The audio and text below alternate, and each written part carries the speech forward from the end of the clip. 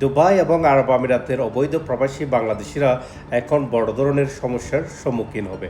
কারণ যে সমস্ত অবৈধ প্রবাসীরা গত বছর সাধারণ কমার ঘোষণার সময় জেনারেল অ্যামনেস্টির সময় আমরা সেই সুযোগ গ্রহণ করে বৈধ হয়নি বা যারা বৈধ হননি তারা কিন্তু এখন ধরা পড়লে তাদেরকে ডিপোর্ট করা হবে। তার মানে তাদেরকে দেশ থেকে বা চিরতরে বাংলাদেশে পাঠিয়ে দেওয়া হবে, তাদেরকে ব্ল্যাকলিস্ট করা হবে এবং খুব সম্ভব তাদেরকে জেল জরিমানাও করার সম্ভাবনা রয়েছে। সো আমরা তখন অনেক অনুরোধ করেছিলাম।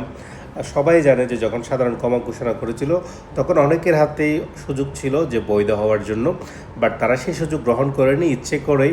হয়তো কিছু মানুষের সীমাবদ্ধতা ছিল, অনেক সমস্যা ছিল, বাট অধিকাংশ মানুষই ইচ্ছা করে তারা বৈধ হতে চেষ্টা করেনি বা বৈধ হয়নি।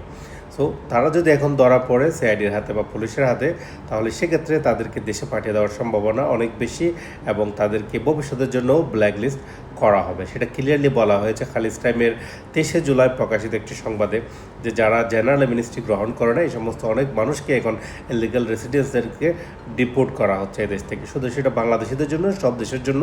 বাট আমি যেহেতু একজন বাংলাদেশি, তাই আমি আমাদের বাংলাদেশি প্রবাসীদের ভাইদেরকে নিয়ে চিন্তিত। আল্লাহ সবাইকে ভালো রাখুক, হেফাজতে রাখুক। যাদের এই ধরনের সমস্যা আছে তারা অবশ্যই কেয়ারফুলি থাকবেন এবং যে কোনো গ্যাদারিং এরিয়া এড়িয়ে চলার চেষ্টা করবেন। যেখানে যে সমস্ত এরিয়াগুলোতে মানুষজন বেশি থাকে, যেখানে ঝামেলা হয়, ওই ধরনের এরিয়াতে আপনার জন্য না যাওয়াই বেটার। সবাই ভালো থাকবেন, সুস্থ থাকবেন। আসসালামু আলাইকুম ওয়া রাহমাতুল্লাহ।